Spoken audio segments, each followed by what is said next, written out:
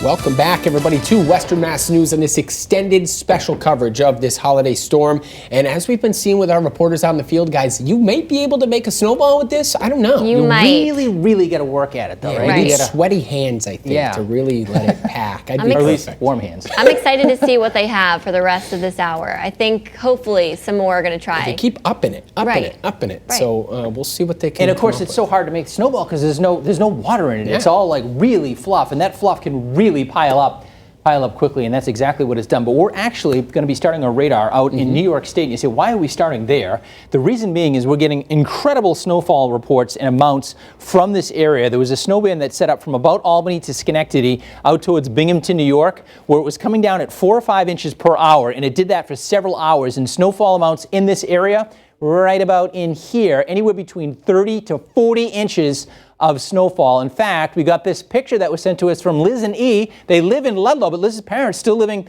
out in parts of New York State. This is out in Scotia, New York, which is out by Albany. Check this out. This is the deck. Keep in mind, what is that? Probably 3.5, 4 feet high, or at least 3 feet high. So we're talking about maybe over 30 inches of snowfall, and many reports coming in 30, 40 inches of snow. Binghamton, New York actually came in with 41 inches of snow. It's no doubt their biggest snowstorm on record. So unbelievable snowfall amounts. We have impressive snowfall amounts as well. We're closing in on a foot of snow in many locations in the valley, in the hill towns, especially Berkshire County. I think we may end up around 2 feet of snow. Got a pretty intense snow band here. Russell, Blandford, out along the pike towards Great Barrington, coming down pretty good here as we get these bands that are still kind of making their way through. Snowing pretty good in Northampton as well. It's coming down at a moderate to heavy clip. A little lighter out towards Palmer, Munson, Wales, where they've kind of been in a lull from about Ludlow out towards the pike. But even there, of course, still snowfall reports coming in around 8 or 9 inches. A lot of folks coming in around a foot in the valley, 1.5 feet in some of the hill towns and higher terrain. So between now and about 1 o'clock, thinking maybe a couple of inches in the valley, perhaps another half a foot in Berkshire County